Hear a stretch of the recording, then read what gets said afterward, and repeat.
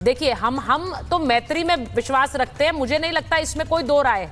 लेकिन अगर वही मित्र हम पर दादागिरी दिखाएगा तो उसे लेते रहे, उसका कोई जवाब देंगे कि नहीं देंगे? देखिए सर, आपके भी कई मित्र होंगे पंकज जी, वो आप पर धौंस दिखाएंगे तो आप पूछेंगे मित्र हो या दादागिरी करने आए हो, और फिर थोड़े समय के बाद आप भी जवाब देंगे।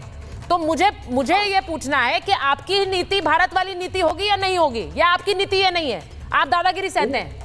मुझे बोलने दीजिएगा। बिल्कुल होगी, दादागिरी दिखाएंगे तो मुंह तोड़ जवाब देंगे। बस वही हो रहा है। सवाल ये है कि आज भारत जो मुसीबत झेल रहा है, किस कारण झेल रहा है?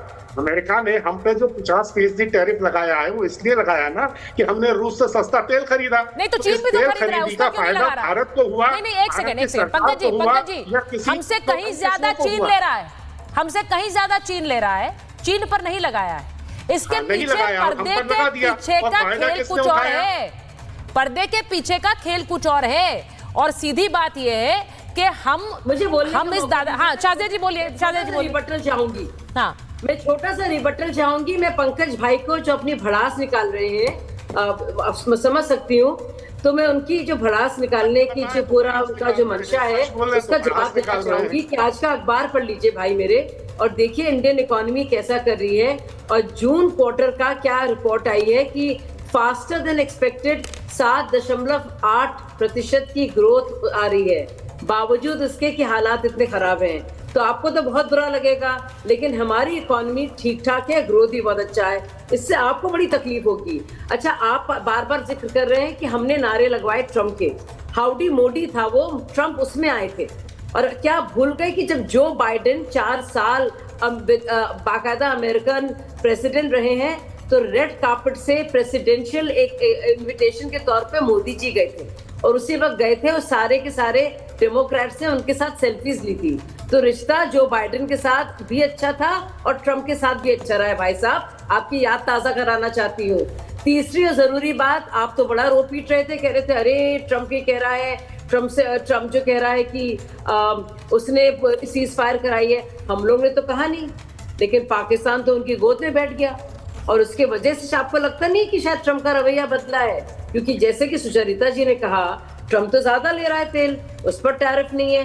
आपके दिमाग में ये बात कभी आई नहीं कि क्योंकि भारत जो है आंख में आंख डालकर कह रहा है, और कह रहा है मैं इस चीज को हाईलाइट करना चाह रही हूँ शाजिया जी, और मैं चाह रही हूँ मेरे दर्शक भी इस बात को सुने। जरा सा ये आपके दिमाग में, आपके माथे में ठनका नहीं, इतनी बुनियादी चीज, क्योंकि पाकिस्तान कह रहा है और कह रहा है नोबेल प्राइज मिलना चाहिए, और भारत फोन नहीं उठा रहा है डोनाल्ड ट्रम्प के, और कह रहा है कतई हम इनको मध्यस्थता नहीं करने देंगे, उनका कोई रोल नहीं। मैंने यही कहा, क्या पर्दे के पीछे का खेल कुछ और है? ये एक भारत का संदेश देने का तरीका है, बड़ा क्लियर है। आप क्या चाह रहे हैं कि हम आसिम मुनीर की तरह आपके पीछे पीछे भागें? हमें करने की जरूरत नहीं है। आप क्या चाह रहे हैं, हम आपके लिए नोबेल पीस प्राइज के लिए आपका नाम रेकमेंड कर दें जिसमें आपकी भागीदारी नहीं है? आपको अगर पीस कराना है तो आप धौंस देकर और दादागिरी कराकर पीस नहीं कराते हैं, शांति नहीं कराते हैं, ये पूरी दुनिया देख रही है। मैं एक बार एम्बेसडर वोरा आपसे पूछ रही हूँ, ये जो मैंने बात कही कि चाइना एक तरह से भारत का पक्ष भी बार बार आगे रख रहा है, ये इकोनॉमी है, चीन और भारत एक साथ चल रहे हैं, वी आर ट्विन प्लेयर्स, ये बार बार अब चीन के द्वारा कहा जा रहा है। यानी चीन पे देखिए, ये मैं अपने दर्शकों को याद दिलाना चाहती हूँ कि चीन पर टैरिफ की बात अमेरिका करता है, लेकिन वो बार बार उसे डिले करता है, क्योंकि वो जान रहा है कि एक साथ सारे फ्रंट्स नहीं खोल सकता है। एक साथ फ्रंट्स खोल दिए सारे तो बहुत मुश्किल हो जाएगी, लेकिन मुश्किल अभी भी है। एम्बेसडर वोरा,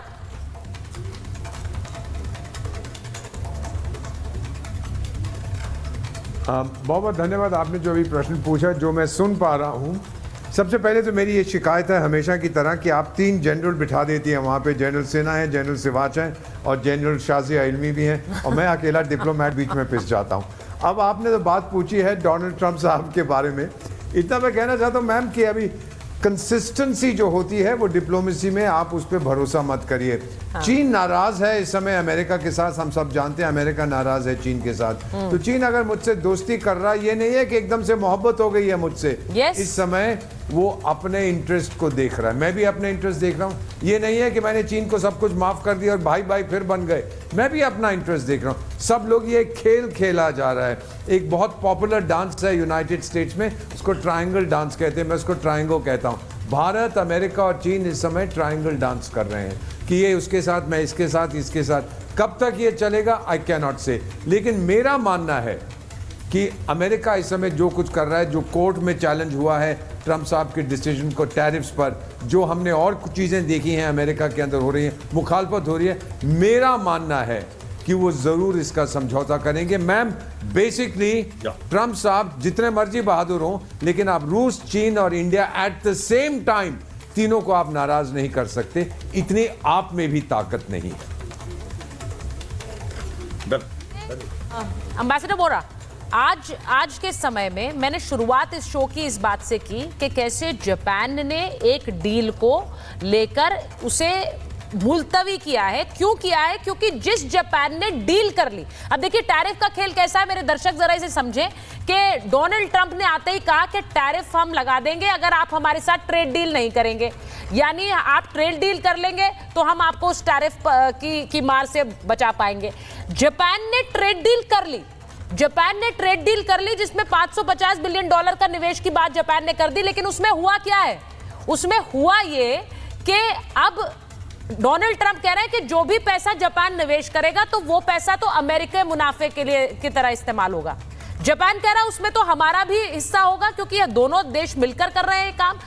इस रवैये से अब जापान नाराज हो गया है। तो जापान भी एक तरह से भारतीय प्रधानमंत्री के दौरे से पहले ये एक चेंज ऑफ जो हम कह रहे हैं चेंज ऑफ रिएक्शन ये हम देख रहे हैं। ये अब क्या जापान भी इसको लेकर कोई फैसला ले सकता है? क्योंकि भारत जिस तरह अमेरिका के अगेंस्ट खड़ा हो गया है उसको लेकर एक इंस्पिरेशन बाकी देश ड्रॉ कर रहे हैं। ये हकीकत है कि नहीं है, मैं इस पर बात कर रही हूं। क्योंकि आज उस टैरिफ को लेकर मैं एक बार अगर ये बात बोलूं मेजर जनरल सिन्हा, क्या ये इंस्पायरिंग है? हम खड़े हैं और हम कह रहे हैं कि हम झुकने वाले नहीं हैं, हम अपनी अर्थव्यवस्था के दम पर आगे बढ़ेंगे। You can not rule us, you can not boss us. देखिए सुचारिता जी, आपको इस कालखंड में एक ऐसा अपॉर्चुनिटी मिला कि आप लीडरशिप रोल ले सकते हैं और आपने ले लिया अपने दम खम से, किसी ने दिया नहीं आपको। ये नहीं हम भी पीछे पड़ सकते तो वो कह रहे थे कहीं आप कह देते क्या प्रॉब्लम है, ठीक है आपने समझौता करा दिया, छोटी सी बात थी ना, मगर हमने नहीं किया। हमारी क्यों आत्मसम्मान बहुत बड़ी चीज़ है और हम तो मैं फौजी हूँ, मुझसे सवाल किया है, हम आत्मसम्मान के ऊपर लड़ते हैं, मर मिटते हैं और अपनी जान निछावर करने के लिए तैयार होते हैं। देखिए ये आत्मसम्मान भारत को कहाँ लेके जाएगी, इसी को सेल्फ कॉन्फिडेंस में आप डबलते हैं। आपने कहा ना अभी जापान में 10 ट्रिलियन यान $68 बिलियन का वो हमारे यहाँ में निवेश करेगा।